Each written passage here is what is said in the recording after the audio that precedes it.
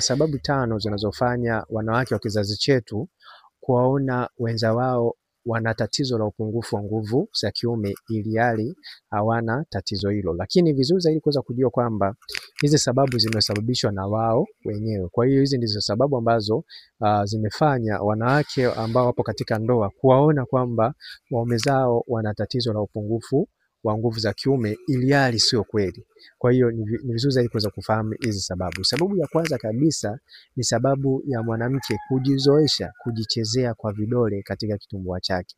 Ni muhimu sana kuweza kujua kwamba mwanamke yote ambaye amejizoesha kujichezea kwa vidole katika kitumbua chake huwa ni rahisi kumuona mumewe ana tatizo la upungufu wa nguvu za kiume kwa sababu hamtimizii kile ambacho yeye anakichezea mara kwa mara. Kwa hiyo ni muhimu sana kuweza kujua kwamba hii pia ni mojawapo ya sababu.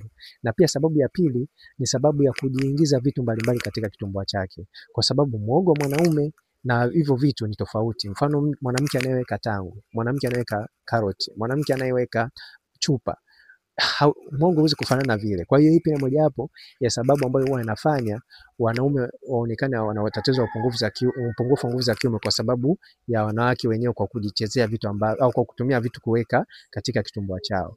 Na pia sababu ya tatu ni sababu ya kuzoea mapenzi ya rafurafu kabla ya kuingia katika ndoa. Ni muhimu sana kuweza kujua kwamba mwanamke anapoingia katika ndoa kama amezoea mapenzi ya rafurafu huwa anajikuta anashangaa kumuona mwanaume ambaye ameolewa naye hawezi kufanya vile ambavyo anataka, yani mapenzi ya fujo fujo. Kwa hiyo pia ni mojawapo ya sababu ambayo huwa nafanya wanawake wa kizazi chetu kuona kwamba mpenzi wao au waume zao wana tatizo la upungufu wa nguvu za kiume.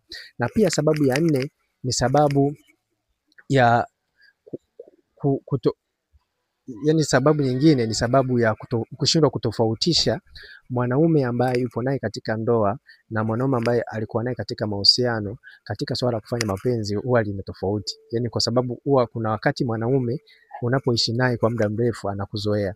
Kwa hiyo wanashindwa kutofautisha kwamba mwanaume aliyemzoea hawezi kupiga miti kila wakati au hawezi kumtimizia kile ambacho yeye anakitaka. Kwa hiyo hii pia ni mojawapo ya sababu ambayo inafanya wanawake kuwachukulia kwamba waume zao wana tatizo la upungufu wa nguvu za kiume.